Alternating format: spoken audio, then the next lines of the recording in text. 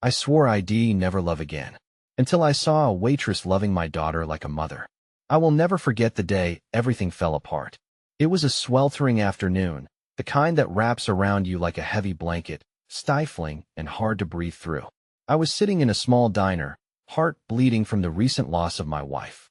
The emptiness at my table echoed louder than the clatter of dishes being washed in the back. My gaze fell to the sealed-off booth where my little girl, Mia, sat shoving her fries into ketchup, her eyes wide with innocence. That precious smile was the only light in my world, my sole reason for dragging my weary body from bed each morning. But love? Love felt like an alien word now. I had sworn it off. It became a bitter taste lodged in my throat, stagnant and sour. I had watched my life spiral downwards. Now, I couldn't shake the feeling that it was all my fault. My fingers quivered around the chipped ceramic mug filled with coffee, too potent and bitter just like my life. Then she walked in. The waitress. Tall, with dark curls that danced around her shoulders like flames, her entrance igniting the dim diner with an electric buzz. She wore a faded blue uniform, the fabric stretched but still alive with humanity. She moved with a certain grace, like she'd stepped right out of a movie. I could feel the entire room's attention shift to her as she took Mia's order. But it was the way she looked at my daughter that stole my breath. Her smile, it wasn't just a polite smile. It was bright, genuine, and wrapped around Mia like a warm hug, making my heart ache with envy. As she leaned down, their eyes locked, and for a fleeting moment, I saw something deeper in that connection, something that made my heart race and palms sweat. It was the kind of love I had lost.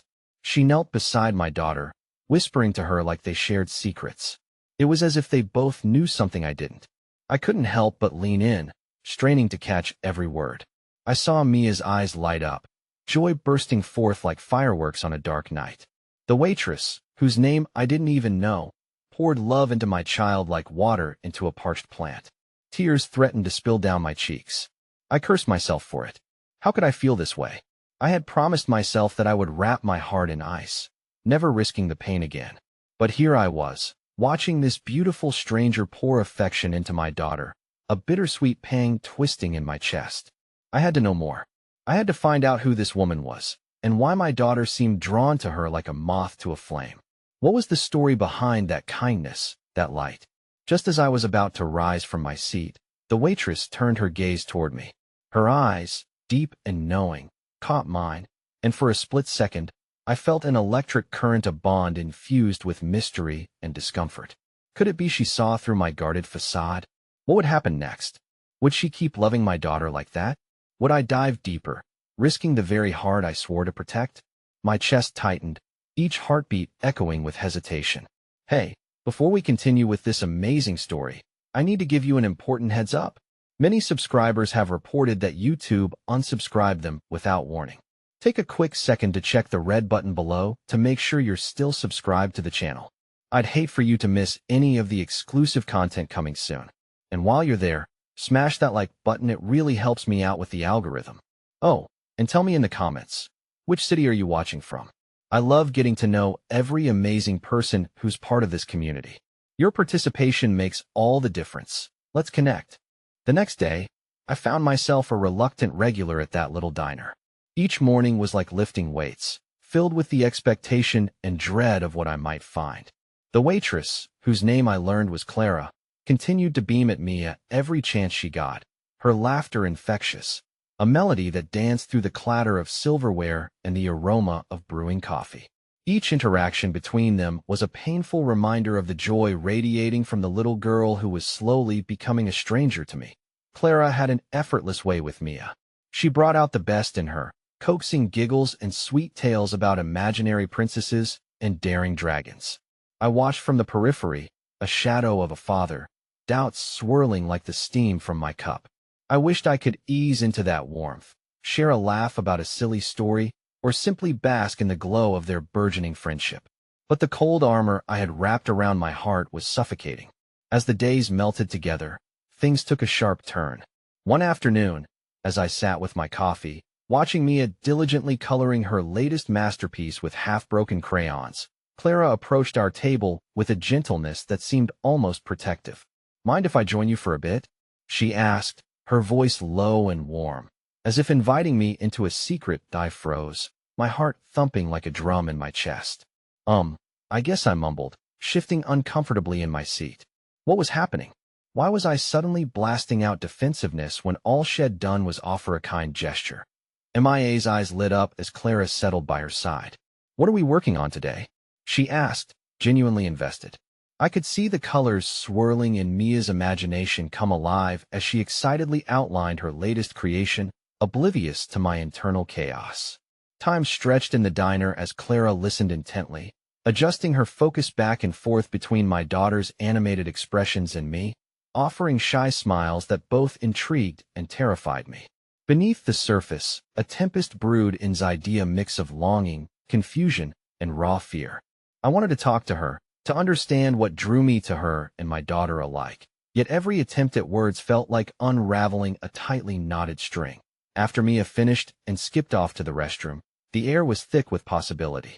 You know, Clara started, her voice dipping low as if sharing a secret meant only for me. She talks about you a lot. I felt the weight of her words press into my chest, filling a vacancy I thought would remain forever empty. It warms my heart to see how much she loves you. I swallowed hard, emotions bubbling beneath the surface. She's all I have left, I whispered, feeling vulnerable for the first time in ages. It seeped out before I could stop it. I just am not certain how to be the father she needs after. Clara's expression softened, and for a fleeting moment, an understanding passed between us, a bridge built over shared experiences of loss that I could only begin to fathom. You're doing the best you can, she reassured me without judgment. It doesn't have to be perfect. She wants you to be there. Just be there. Her words settled like gentle rain on parched ground. Hope flickered, but alongside it, the insidious fear festered. Could I truly take down the fortress of ice ID built around my heart?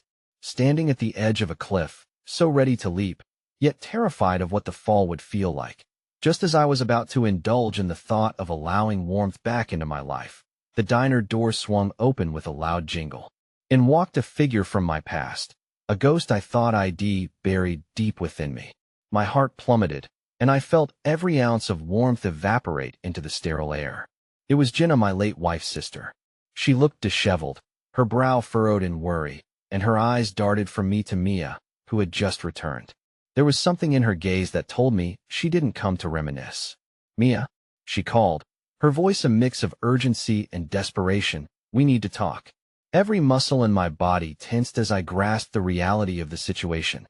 This wasn't a social visit. The widening chasm of my past had crumbled into the present, and as Clara's confused eyes met mine, I felt the ground shift beneath me. The life I was scarcely holding together was about to fracture even further, and I was left teetering on the brink of an emotional abyss. The air shifted with a tension that could slice through steel. Jenna's presence brought back a weight of grief I thought I had managed to keep at bay, a reminder of the fracture that had once consumed our family. I stumbled backward mentally, resisting the impulse to spiral into the past that seemed ready to swallow me whole. Mia? Jenna's voice rose, tinged with a note of panic. It's important. We need to talk about what happened. I felt every protective instinct mature and close around my daughter like a fortress, yet I remained paralyzed, aware of the weight of Jenna's words. Mia, unaware of the storm brewing around her, bounced back to the table with a bright smile, a crayon still clutched in her small hand. Aunt Jenna, she exclaimed, a beautiful spark in her big, innocent eyes. Mia, sweetie, can I have a minute with your daddy? She crouched down to the little girl's level and forced a smile, though her eyes betrayed her anxiety. I wanted to shield Mia from whatever anguish Jenna was about to unleash. She's busy right now, Jenna, I replied, my voice sharper than I'd intended, but the thought of my daughter hearing something that could shatter her innocence made my skin itch. Please, Jenna pressed, her eyes flickering defensively. It's important. Mia's joy faded slightly as she sensed the tension. Can't we talk later? She asked, looking back and forth between us, a crease forming on her forehead. Just a moment, I said to Mia, swallowing my own fear. I felt Clara's inquisitive gaze burn into my back, the warmth of her presence now a beacon of hope I desperately wanted to cling to. Mia, honey, why don't you go show Clara your artwork? I heard the words come out of my mouth, and I hoped they sounded stronger than the trembling inside me. With a reluctant nod, Mia trotted over to Clara, who instantly knelt to get a better look at the colorful chaos she had created. I could see her coaxing those giggles once more, much like a safe harbor. My focus snapped back to Jenna, whose eyes reflected a tempest of emotions: fear, anger, regret. What are you doing here? Jenna took a deep breath, the tension in her shoulders visible, as she shifted her weight from one foot to another. I didn't know where else to go. I've been trying to find you for weeks. I know this is hard, and I don't want to upset you. Just please hear me out. I glanced over at Mia. Her laughter had now become a soft murmur, but her joy felt so fragile in this moment.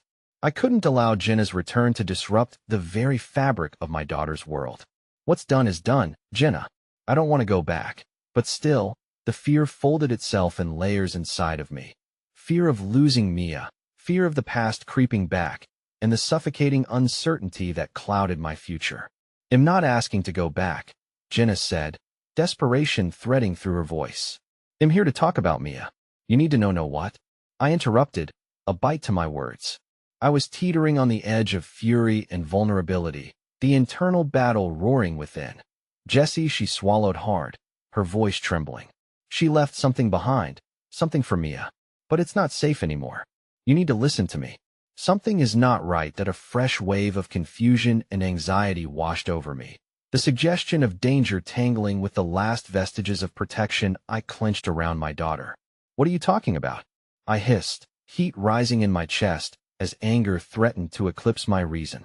Jenna opened her mouth to answer, but the words seemed locked away, tangled in the layers of grief we both shared. You need to trust me, she said quietly, lowering her tone. I didn't come to stir up old wounds, but there's something you must understand, and it involves someone we both cared about deeply. The weight of her words settled in an unsettling way. My heart raced, unease curling within me. It felt as if time was standing still, and the protective wall I'd hastily built around my heart now seemed fragile and crumbling beneath the weight of uncertainty. Mia is not safe, and I worry about what will happen if you don't listen. The diner around us faded into the background, voices becoming muted. As I looked back at Mia, sharing her imagination and laughter with Clara, the illusion of safety cracked. What had been my haven was suddenly very much in jeopardy. At that moment, I was suspended between wanting to lean on the comfort Clara offered and the looming threat Jenna was revealing. There, the walls of my heart loomed larger as shadows from my past closed in with a suffocating embrace, and I realized I was losing my grip on everything I'd fought to protect. Mia? No, I called out instinctively, only to feel the urgency of fear spiral into desperation. But it was too late. The joy in my daughter's voice, the light in her eyes, threatened to dim as I prepared to face whatever reality Jenna was about to unveil. The moment the words escaped my lips, time fractured.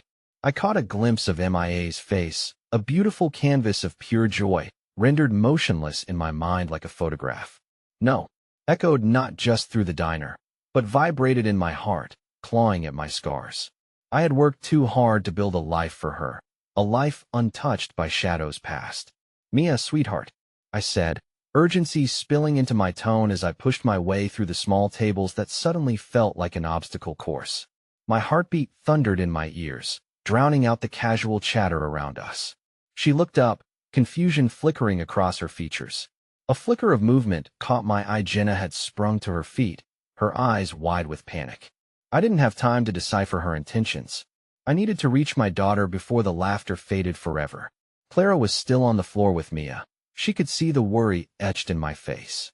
What's wrong, Mia? She asked softly, her voice laced with kindness. I'm okay, Daddy. Mia reassured, the innocence in her tone strangling me momentarily, a brief respite from the storm brewing. But Jenna's expression caused my insides to churn. We can't keep this from her any longer, she said, her voice shaking. Can't keep what?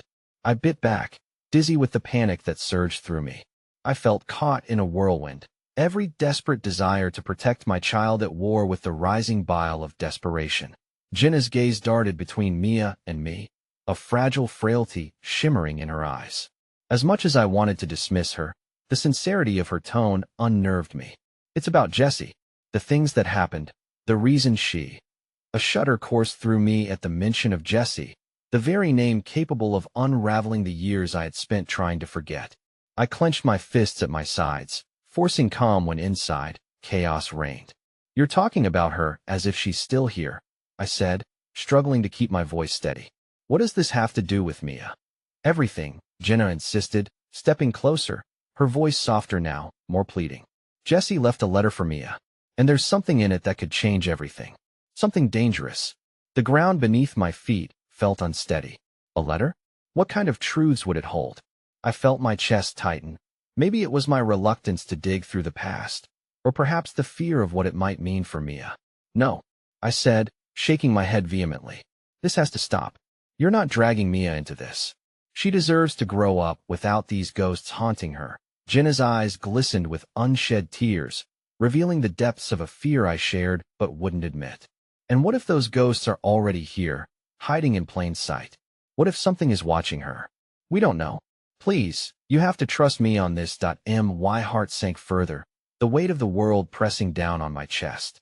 The strangers around us melted into shadows, their concerns irrelevant. All I could focus on was the unbearable tension coiling tighter, threatening to strangle me.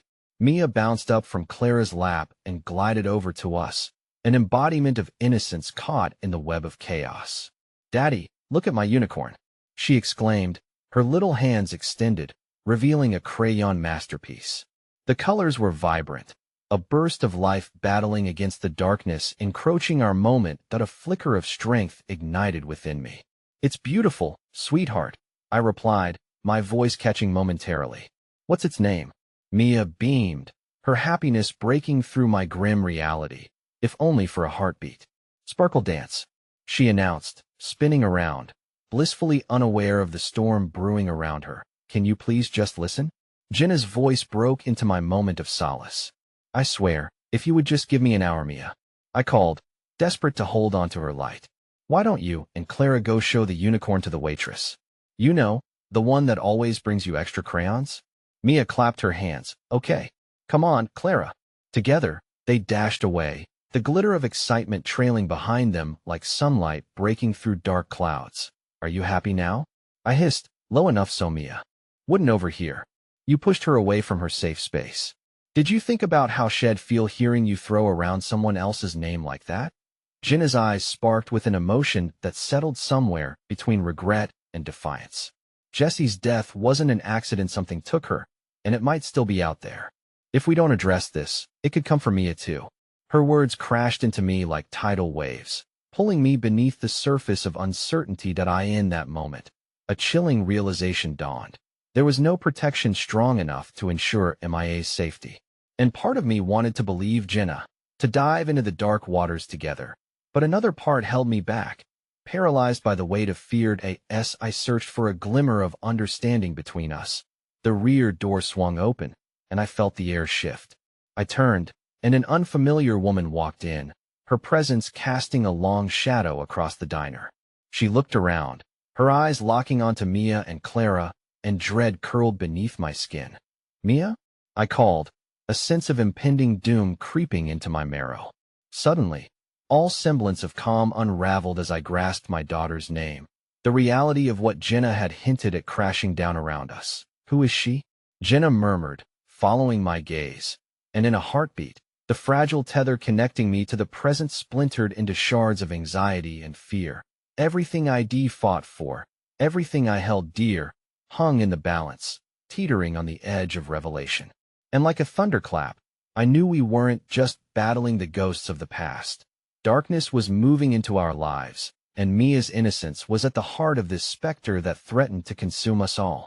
The din of the diner faded into a low hum as a wave of confusion washed over me. The woman who had just walked in was strikingly beautiful, her auburn hair cascading down her shoulders with a carefreeness that seemed out of place as shadows encroached upon my reality.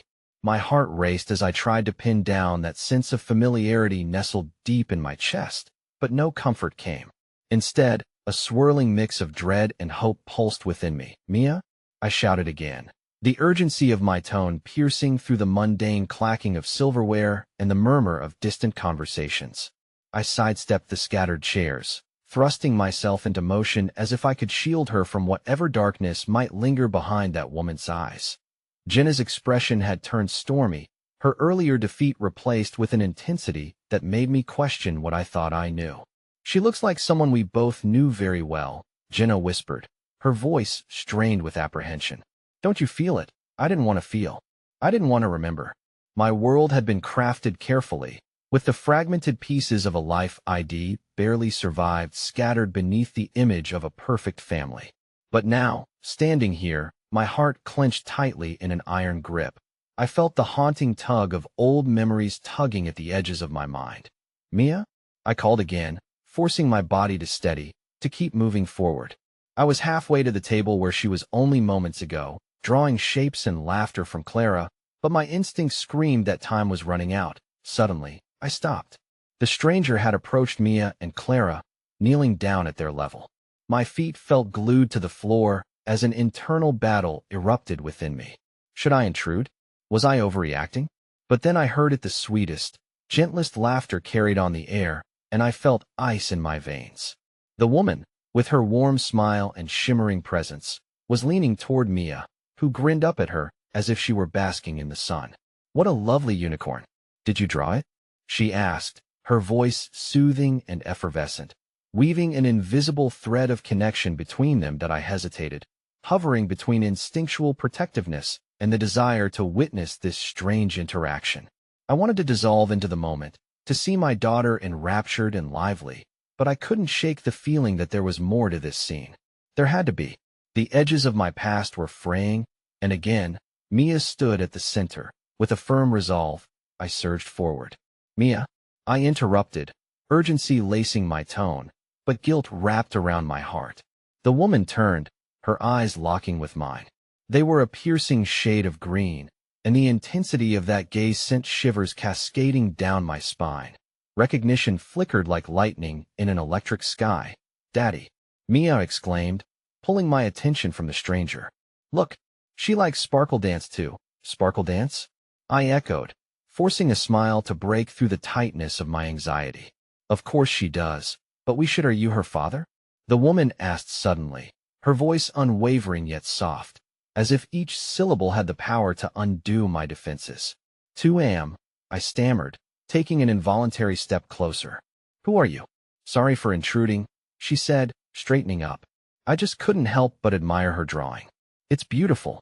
There was a moment's pause, tension coiling between us, as if the air had thickened with words unspoken, that I wanted to say something, to reassure her that everything was fine, but the weight of Jenna's earlier warning lingered heavily, like a fog that refused to lift. "What's your name?" I said finally, my voice icy yet tinged with curiosity. "Bree," she replied, offering a tentative smile that flickered in and out of focus. "And you must be," she trailed off, her gaze drifting toward Mia, who was now twirling with Clara, their laughter echoing as if it were the only sound that mattered. "Why are you here?" I pressed, my voice low, a protective instinct arising. If there was a connection I couldn't quite grasp, if there were threads tying Bree to Jessie, my heart stuttered at the thought that I moved. "Back recently," Bree explained, fidgeting with the edges of her sweater. "I'm a waitress here now, just getting reacquainted with the town. I wanted to come back to my roots." "Your roots?" Jenna interjected, her tone skeptical. "You grew up here." "I did," Bree replied, her eyes narrowing at the confrontation, yet her voice remained composed. "But I didn't know Jessie well only from a distance." The tension in the room thickened, her words striking like a drumbeat that reverberated in my chest. The impact of her admission sent my mind racing, layers of memories that I had carefully tucked away now unwinding like an ominous reel. I felt the ground shift as my heart rate quickened, the air turning electric between us. Without thinking, I moved to Mia, kneeling down beside her. "Hey, sweetheart," I said, my voice softer, trying to conceal the tumult swelling within. "I need you to stay with me for a minute, okay? Can you help me with something?" Mia looked torn between duty and delight, glancing at Clara and then back to me. "Daddy, I really want to keep showing Bree my unicorn," she protested, her little brows furrowing. "I know, but it's important." "Just a moment, please," I urged, feeling the weight of the world pulling me away from the light I had fought so hard to protect. "Trust me." "Okay," Mia said reluctantly, her instincts attuned to mine. But the crack of hesitation broke through my heart like a storm cloud. As I turned toward Bree and Jenna, words caught in my throat, and the reality of unknown specters loomed closer than ever. Bree's gaze remained steady, but there was a flicker of something deeper, a connection forged through shared sorrows I had yet to unravel. And in a swift motion, a thought that had been lurking just beyond the edge of consciousness crashed over me, chilling in its clarity. Was there more to Bree than met the eye? Could she hold pieces of the puzzle I never wanted to face? Why was I so drawn to her presence, yet repulsed by the memories she conjured? Mia, I said, claiming my voice back from the haunting whispers of my fears. How about we all sit together? Talk. Would you like that? As I glanced from Mia to Jenna, then to Bree, the weight of the moment settled heavily on my shoulders. We were teetering on the brink of discovery and unearthing of histories and truths that could unravel every fabric of our lives. And no matter how tightly I held on to hope, I knew with blinding clarity that we were stepping into a storm of revelations, where innocence was the first casualty. The way forward came laden with uncertainty.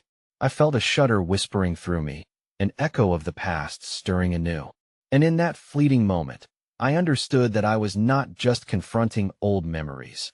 I was staring down the path of new beginnings, with ambiguity and danger poised at every turn. That a silence enveloped us then, as time itself seemed to hold its breath for the plunge into the unknown, the threads of our lives spinning closer together, destiny inching us toward a truth that would alter everything. And just like that, I realized we were no longer alone. The shadows had chosen to step into the light. The diner felt smaller, the air thick with unsaid words and looming questions as the three of us settled into a booth. Forcing myself to take a breath, I could still sense the tremors of fear and anticipation coursing through my veins. Mia sat between Jenna and me, her face alight with youthful exuberance, blissfully unaware of how the moment crackled with uncertainty. Clara and I drew unicorns, and they can fly, she said, beaming at Bree. There was a brightness in her voice that made my heart swell, but shadows danced just beyond the edges of my peripheral vision, taunting me. That sounds magical, Mia, Bree replied, her green eyes sparkling as if she genuinely meant it. There was an honesty in her gaze that made me slightly unsteady. I couldn't help but wonder, flickering back into the past, if Jessie had shared a similar light. My chest clenched at the thought. What do you know about my sister? Jenna's voice sliced through the moment like a knife, sharp and unyielding. The tension tightened around us, as if the air had become a taut string ready to snap, and I could feel Bree's posture stiffen. Jenna, I warned softly, but she pressed on. Seriously, Bree, why are you back here? What do you know? Jenna's intensity was overwhelming, but I understood she was trying to protect Mia. Protect me from the implications of this unexpected visitor unraveling the last strands of our fragile existence. Bree opened her mouth, hesitating, but the words came out only slowly and carefully. I told you, I didn't know Jessie well. We ran in different circles. Her voice was steady but strained, but I remember her vividly. She was radiant charismatic. Charismatic? And what did that have to do with the choices she made? Jenna's words dripped with skepticism, swirling just under the surface of grief. Bree's gaze softened, an unexpected compassion shining through. She was fighting her own battles. We all do, in one way or another, battles. Is that what you call it? Jenna pressed, her voice shaking slightly. She lost hers. We're the ones left picking up the pieces. The air hummed with the weight of each accusation, and I could feel Mia's hand tighten in mine, her innocent curiosity veering toward confusion. Can we talk about something else? Mia interjected, her voice an innocent plea. Can we talk about unicorns? Sure, sweetheart, I said, grateful for the chance to redirect the energy boiling beneath our surface. Reluctantly, I turned towards Bree, forcing myself to breathe and regain control. What are your thoughts on flying unicorns, Bree? Bree's tension diffused. Well, if I could fly anywhere, she began, chasing after the moment. I'd want to soar above the ocean. There's something beautiful about that vast blue expanse, don't you think? Mia sighed dreamily, lost in the dance of imagination. I'd fly to the clouds and play with the raindrops. And just like that, the moment shifted. the sharpness giving way to laughter as I watched MIA's eyes light up, imagining her whimsical journey. But even as the warmth radiated around us, I felt a sinister undercurrent murmuring beneath that. I leaned closer to Bree, lowering my voice to keep Mia from hearing. You said you barely knew Jesse. Why come back now? Bree's expression faltered, the shadow of guilt flickering across her features. Sometimes we have to confront things we've run away from. I thought I could find some peace here. The words were laden with resonance, and I could feel that we were standing on the precipice of deep-seated truths. But when my life, my daughter's future, lay intertwined in the very fabric of those truths, I wondered if this would merely become another chapter of heartache. Bree, Jenna's voice sliced through the moment again. You say you're here for peace. But don't you think your presence stirs up old hurt for those of us still suffering?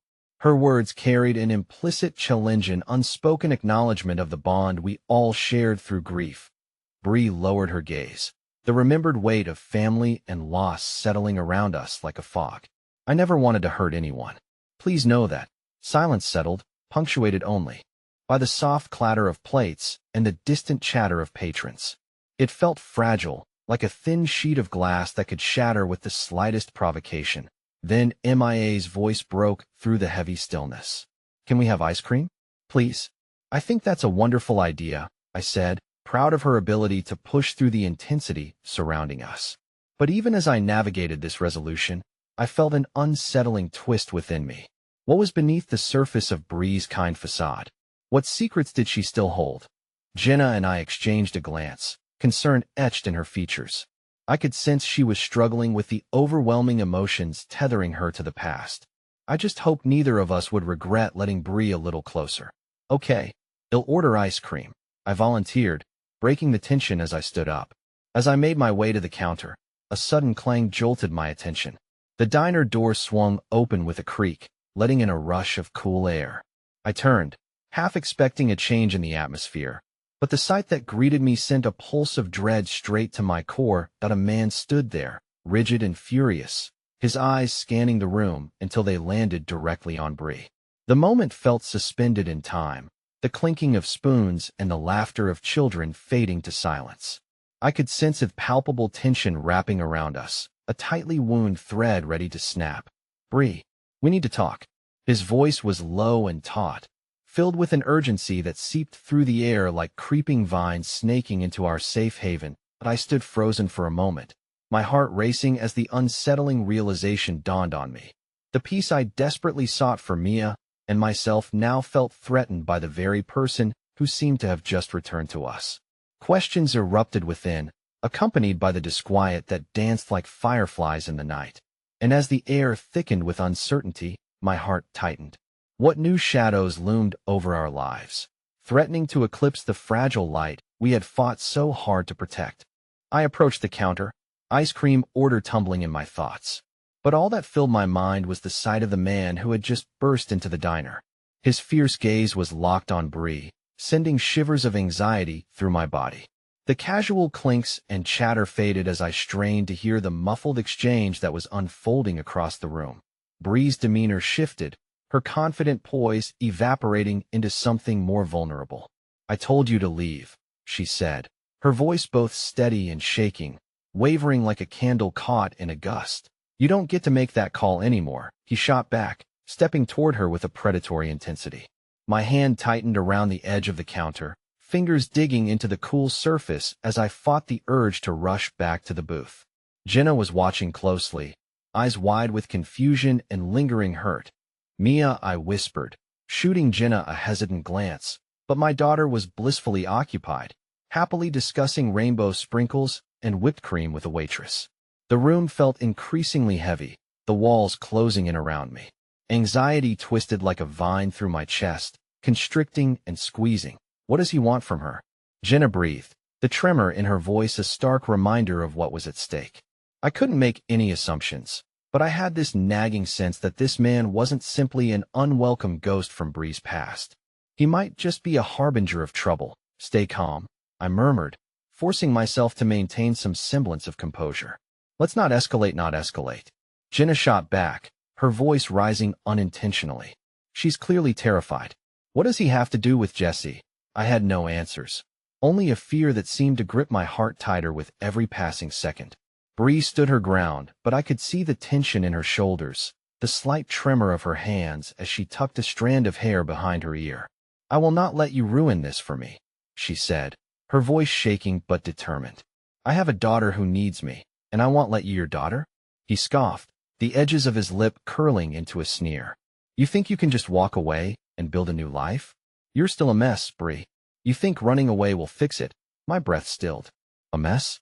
What did he know? Just the fact that he called her by her name felt invasive, a remnant of familiarity that sent a harsh chill down my spine. And the notion of routine chaos, what did he mean? Jessie had left her own chaos behind, hadn't she?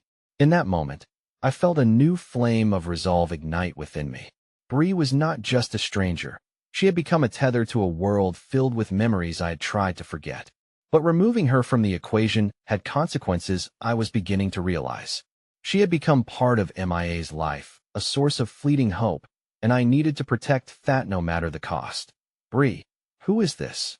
I called out, my voice heavy with urgency as I took a step toward the unfolding confrontation. She turned her head slightly, just enough for me to catch a glimpse of the panic swirling in her eyes. "It's not what you think. I can handle this, I handle it," the man exclaimed, bitterness dripping from his voice. "You think you can just chase happiness while leaving the past behind? You're fooling yourself, Bree. You owe it to yourself to face this." But as he looked over at me, I could feel the gravity of his intent weighing heavily on my conscience. I'd stumbled upon something raw, ignited by fiery words exchanged in a public space. But what lay beneath the surface? Memories of past struggles and heartache, or the potential for new heartbreak. Mia, seemingly oblivious to the turmoil around her, finally politely excused herself from the table and followed the joyful waitress who was teasing her with colorful ice cream flavors. My heart plummeted as I realized I was distracted by the chaos of the adult world, every worry wrapping tighter around us, as the innocence of my daughter flourished in an oblivious bubble. "Mia, stay close," I called, my heart racing. "Ice cream can wait, sweetheart." But my words came too late. The little girl grinned, eyes sparkling in delight as she traipsed toward the counter in pursuit of a childhood high. In a matter of moments, she dashed right up to Bree and her detractor, not understanding the emotional storm swirling just inches from her. Just before I reached her, the man glanced down at Mia, his expression transforming from anger as a flicker of recognition crossed his face. "You have her now? Like a mother? You think you're worthy of her love?" Bree stood petrified, the shadows of her past creeping back, cloaked in uncertainty. The air around us thickened, pulling tighter until it felt too taut to endure. It was one thing to confront a piece of history, but another to edge into the precarious territory of a twisted sense of family. "Mia," I gasped, moving swiftly toward them, desperate to pull her back. "Let's get back to the booth, sweetheart. Ice cream can wait." But as I bent down to scoop her up, a different realization surged within me, a sickening dread I hadn't fully registered until that moment. The man turned his narrowed gaze back to Bree, undeterred. "You never get to walk away from this. Not with Jessie gone. Not with Mia. You think you can keep erasing your past? You can't." The crack in the facade of our tiny world exposed a raw nerve, and it felt as though the earth might quiver beneath our feet. The jovial diner seemed to fade away, leaving only the weight of our shared burdens hanging in the air. What did she hide? What did he know? As my heart pounded within my chest, I realized that this confrontation was just the tip of an iceberg foretelling the storms that lay ahead. I needed to find out the truth buried somewhere deep, that nodding fear urging me closer to a revelation I wasn't fully ready to confront. I just hoped that by uncovering what lay beneath the surface, I wouldn't tear apart the fragile piece we had clung to, wading through the depths of sorrow and fear, only to discover more heartbreak. But as I reached them, I suddenly realized that my promisito protect MIA's heart at all costs was about to be put to the ultimate test. The world around us faded into a distant murmur as I grasped for stability in the eye of the storm brewing between Bree and the man who threatened to unravel everything. My pulse raced, drowning out the clinking of plates and the laughter that once felt comforting in the diner. I could hear nothing beyond the man's relentless accusations and Bree's desperate courage. "Mia, come here." I called again, but my voice felt thin, lost in the turmoil. The little girl, still unaware of the tempest closing in, giggled at a swirl of ice cream, blissfully ignorant of the reality that surrounded her. As I moved toward them, I felt a solid wall of ice forming in the pit of my stomach. The man shifted his focus back to Bree, and in that fleeting moment, something deep within me ignited. I would not let him take her happiness, not while my daughter stood witness to this conflict. You don't get to dictate how her life plays out, I shouted, the words escaping like air from a balloon, sharp and loud. Bree turned to me, her eyes wide, and I could see her surprise at my sudden outburst. Please, just back off, she implored softly, almost pleadingly, as if my interference might deepen the cracks in her already fragile facade. No, I said firmly, pulling Mia closer to me. The chill that washed over me with every flutter of Bree's panic felt electrifying, a potent reminder of the veiled truths hiding beneath the surface. He's not going to control you anymore. The man stepped closer, an almost predatory gleam alight in his eyes as he filled the space around Bree with his presence. And you think you're some kind of knight in shining armor? His voice took on a mocking tone, and I could feel the pulse of tension in the diner thicken. What do you even know about her struggles? You have no idea who you're shielding or what darkness you'll ultimately be drawn into. Stop, Bree asserted with newfound fire. You're done here. You need to leave us alone. Her hands were shaking, but her eyes burned with resolve, a flickering flame that fought against the gale of his presence. As she spoke, my heart swelled with admiration for her bravery, and yet I couldn't shake the aching question that lingered. What darkness was he referring to? What history did they share that haunted Bree, gripping onto her every word and action? The man stepped back slightly, the briefest flicker of uncertainty crossing his expression. Trust me, Bree, the past always comes back for you. You can't erase it, and kids, well, they're the most likely targets. The words hung ominously in the air, and for a moment, I felt the vulnerability in Bree's stance waver, almost imperceptibly. My protective instincts surged within me. It was as if I were watching a tornado inch closer, knowing that once it struck, it would leave devastation in its wake. Mia, I said, trying to divert her attention as I crouched down to her level. You love ice cream, right? How about a countdown? On the count of 3, let's go find the biggest, most colorful scoop there is. She giggled, twirling on her little toes, blissfully unaware of the emotional tempest surrounding her. Okay, 1, 2, she began, her tiny hands working to show me how to count. 3, she shouted, darting toward the counter with sparkling anticipation. For a brief moment, I felt lighter relieved that Mia's innocence would shield her from the burdens weaving around us. But as I turned back to face Bree and her unwelcome visitor, I saw the tension in her shoulders had returned, the resolve somewhat cracked. Mia doesn't deserve any of this, I said firmly, as I took a step closer to Bree, my heart racing with urgency. Whatever you're hiding, it's not fair. She's still a child, Bree, and this man, he seems to know something we don't. With eyes aflame, Bree turned to me, the vulnerability spilling out through the edges of her resolve. I thought I could start fresh. I really thought I could leave the past behind, she said, her voice trembling, but it was the haunted look in her eyes that sent chills spiraling down my spine. But it seems it's always there, lurking, suddenly. The man sneered, his eyes narrowing as he took a step closer to Bree. And you think you can deal with this alone? He scoffed, his intimidation only heightening the delicate situation. You'll bring your daughter right into the chaos you created. In that moment, I realized the layers of fear within Bree were much deeper than I'd imagined. What is this chaos? I demanded, my voice firm. What does he want from you? But she only shook her head. I can't, Mia, I shouted, urgency flooding my voice. I reached for my daughter, but realized too late that I had diverted my attention for just a heartbeat too long. At that exact moment, a pair of hands landed heavily on my shoulders. This is none of your business, the man hissed, anger igniting in his eyes. Stay out of it, Mia, I yelled again, panic lacing my voice. But as I spun around, I found only an empty space where my daughter had just been standing. My stomach turned. The realization flashed through me like lightning. She was gone. The last strands of normalcy snapped, and the diner felt surreal, as if the weight of everything around us had vanished. This wasn't just any confrontation. It was the beginning of nightmares in daylight. The dreadful silence accompanied a sickening sense of clarity. I needed to find her, but the man's imposing frame blocked my path to Bree. Everything I had known, the flickers of hope, the fragile happiness we'd shared, was slipping through my fingers like sand. "What did you do?" I demanded, my voice low.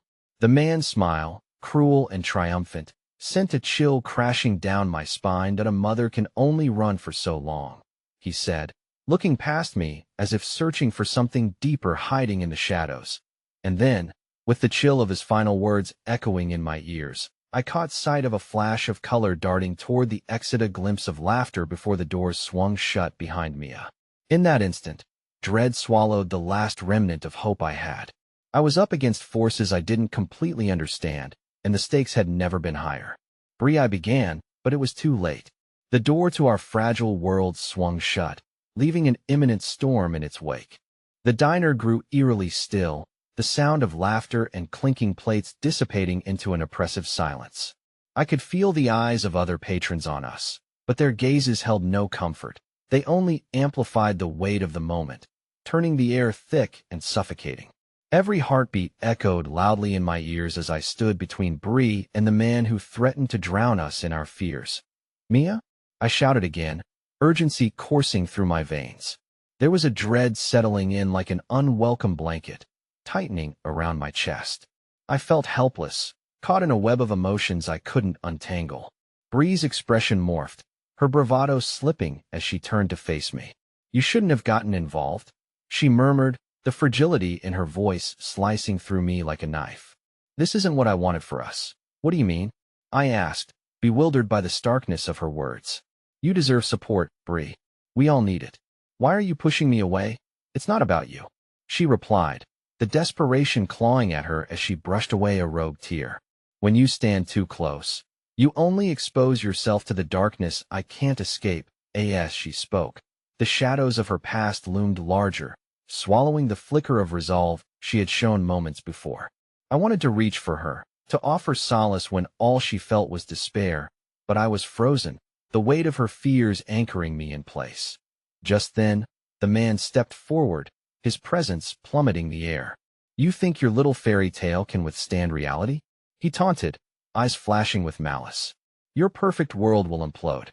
You both, especially her daughter, are pawns, and losing pieces in a game neither of you grasp. Kids get hurt, remember that." His words cut deep, dredging up the frightening possibilities I had tried to shield Bree from. It felt like a series of jabs to the gut, and yet I could sense Bree's vulnerability ebbing toward a wide river of anger. She mimicked my earlier position, stepping around me to shield her daughter, even though Mia was nowhere to be found. "Leave her out of this," Bree said fiercely, but she faltered. The shadows in her past, that man's words, the threat looming above her, all these elements weighed heavy on her fragile resolve. I clenched my fists, torn between staying protective and wanting to aid Bree in fighting back against this aggressive tempest. "Your past is not her future. We can figure this out together." My voice strained with the weight of all I wanted to communicate. I wanted her to hear my promise of partnership, to shield both of them from the storm. "Mia," Bree whispered, her eyes scanning the diner frantically. "I can't lose her. Please, we have to find her." As if her words summoned a spell of chaos, the heavy door burst open, and a gust of wind rushed through, flipping the pages of a nearby menu and sending a few straws clattering to the ground. I froze as a silhouette stood there, a figure I recognized but never anticipated seeing again. Where is she?" An anguished voice called out, urgency dripping from every syllable. It was Anna, the waitress, the one whose kindness had melted the edges of my hardened heart. She hadn't been just a stranger at the diner. She was an unseen guardian, always monitoring, always watching with a heart that seemed impossibly large. She was just here," I stammered, urgency bubbling over my panic.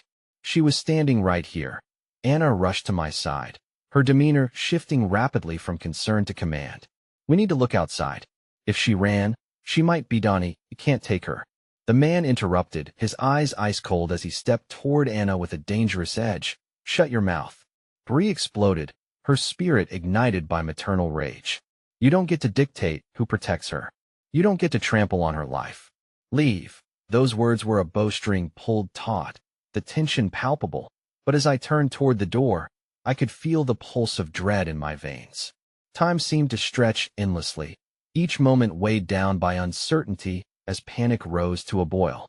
Outside, the tentative afternoon sunlight bathed the pavement, glowing like it would on any normal day. But I could sense the darkness, a cloud hanging malignant overhead as I jolted out into the street, serenaded by the sounds of distant laughter and life. Just beyond my reach, Bree, I shouted, desperate to string together the slender threads of my intentions. Hold on to that fire inside you. I won't let him take a piece of your world. But the slice of hope in my chest was overshadowed by the task at hand. I pushed through the door and thrust myself into the unknown, the sounds of footsteps behind me echoing against the hard concrete. Mia, I called out again, but the only reply was the rustling leaves above, their shadows playing tricks upon my vision. I swung around in all directions, searching for the little face that held my heart. Then I spotted hair-off flash of pink at a distance, near an old parked car. Mia, I sprinted, relief flooding my veins, only to feel the air shift suddenly, the wind shifting as I reached her, the cold metallic grip of dread wrapped around my heart once more. There, frozen in place, Mia was standing hand in hand with a tall figure I recognized, one that sent chills through my bones. The man who had haunted Bree's past stood before my child, and an all-consuming horror crashed over me. Mia, I breathed, fear wrapping around the word. But it was too late. The creature from the depths of Bree's nightmares had emerged, and there we stood in a tableau of dread as the world around us slipped yet again into darkness. My heart thundered in my chest as I approached the apparition standing before my daughter, a man who had clawed his way back into our lives, reeling us into a web of danger and uncertainty. The sun shone down, but the warmth had evaporated, leaving behind a chilling aura that crept through me like ice. Let her go? I shouted, my voice raw and desperate. The world came crashing to a standstill around us, an overwhelming silence swallowing the gentle hum of life that once filled my ears. Mia looked up at him with trust in her large, innocent eyes. Who's this man, Daddy? She asked, her voice soft, filled with curiosity rather than fear. That simple inquiry struck me like a dagger, piercing the fragile bubble of safety I had created around her. My mind raced as panic seized hold. How could she not see the threat emanating from him? Look at me, Mia, I yelled, keeping my gaze locked on the man, trying to mask the tremble in my voice. You don't know him. Come back over here, please. I could feel Bree's presence behind me, her heart echoing in sync with mine as we both fought to break the spell of that dangerous moment. Mia is just a child, the man said, a mocking smirk twisting his lips. She deserves to know who's really been there for her while you play house. His words were venomous, laced with the poison of his intentions, grinding against my nerves as each syllable fell heavy in the air. Mia, Bree's voice broke through, shaky but infused with determination. You need to come to me, honey. Please, I'm here. I could feel the gravity of their bond, the unbreakable motherly instinct pulling Bree forward, hair falling chaotically around her face, framing the fierceness in her eyes that reminded me of the moments we shared where courage lived despite the unquiet chaos. Daddy, Mia said softly, her voice light as she blinked innocently. Is he telling the truth? No, sweetheart, I said, stepping forward, the urgency of the moment shaking me to my core. He is lying. He doesn't care about you. He only wants to hurt us. The tension thickened between us, stinging in the open air like hot iron. But the man sprung into action, yanking Mia's hand with alarming swiftness. You think you've protected this little girl? You're both living in a fairy tale. You can't run from me, Bree. The truth will come out, and it's going to hurt. Do you think she'll be safe in your little world when I know the truth about where she comes from? His eyes gleamed with dark satisfaction, and I felt the world begin to swirl again in whirlpools of dread as the weight of his words settled upon my shoulders. Hethy won't be able to protect you forever, he taunted. Don't listen to him. Mia? Please come back. I shouted, stepping over, ready to pull her toward me. But the moment had collapsed into chaos. The man's hand twisted around Mia's wrist, the soft light now a specter of fear swirling around us. Mia, I love you, Bree cried, advancing cautiously, the pain woven into her words sending jagged edges into my heart. I would never let anything happen to you. You need to trust me. Mia, I begged again, but suddenly, the world tilted sideways as shared and unsettling knowledge ignited within me. This man was not just an opponent. He represented the very fears and darkness we both battled since Jesse's death. But this time, it was compounded. He was the ghost who wielded our past against us and threatened the future of our little light.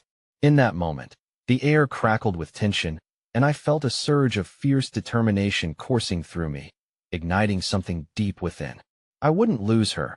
I couldn't if the universe had answered.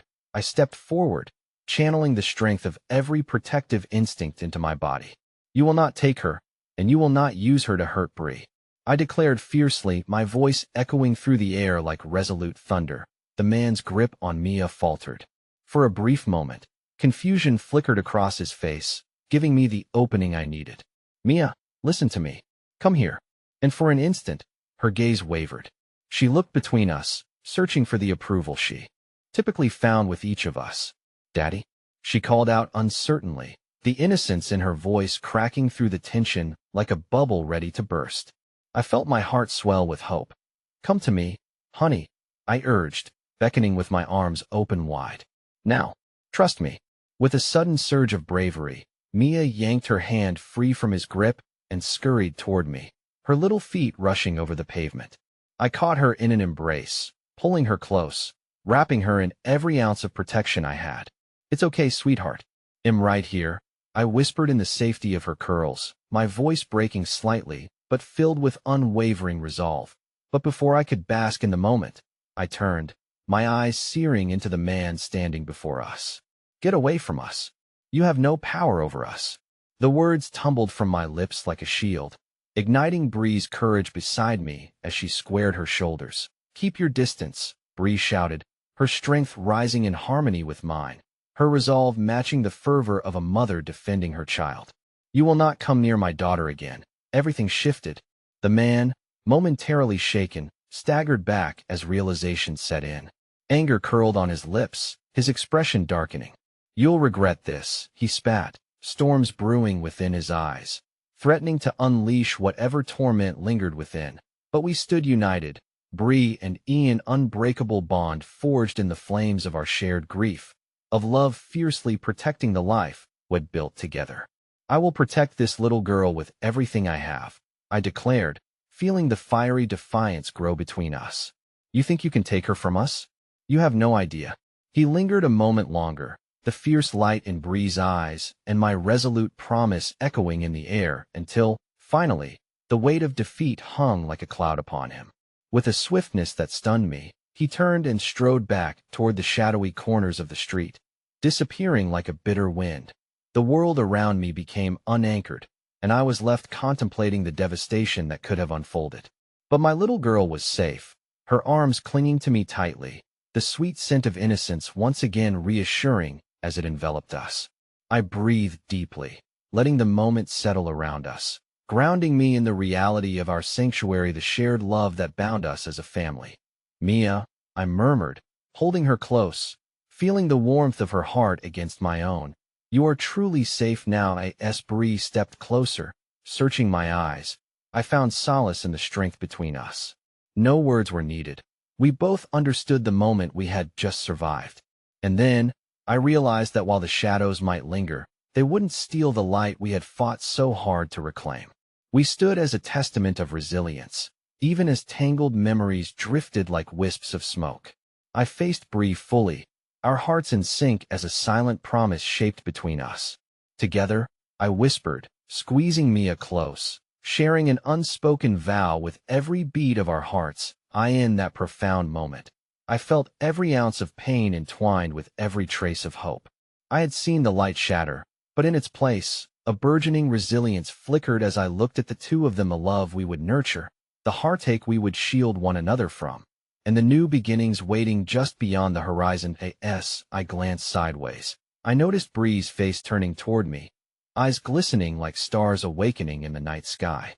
Though remnants of loss hung heavy on us both, the future shimmered with possibility. Mia, I said, breaking the fragile silence, How about we finish that ice cream? My voice, thick with emotion, turned my need for joy into a shared camaraderie.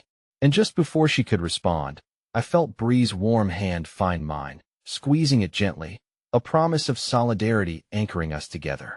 We might have faced darkness, but in this cocoon of resilience, I knew we were ready to step forward into the light. As we turned back toward the diner, I paused, staring into the distance, recognizing that the journey toward rebuilding would be long and arduous, yet endlessly worthwhile.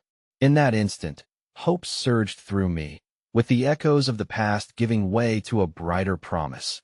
Love, unyielding love, would always be our greatest guard. Together, we would heal, our hearts knitted together in an everlasting tapestry of resilience. And that was enough for now. Let's go make some memories, I said, watching as my daughter bounced forward, her laughter ringing clear, pure, and unhindered, a sound that felt like sunlight cutting through the storm. With every step toward the diner, running right under the warmth of possibilities, I whispered softly to myself, together, we are finally free.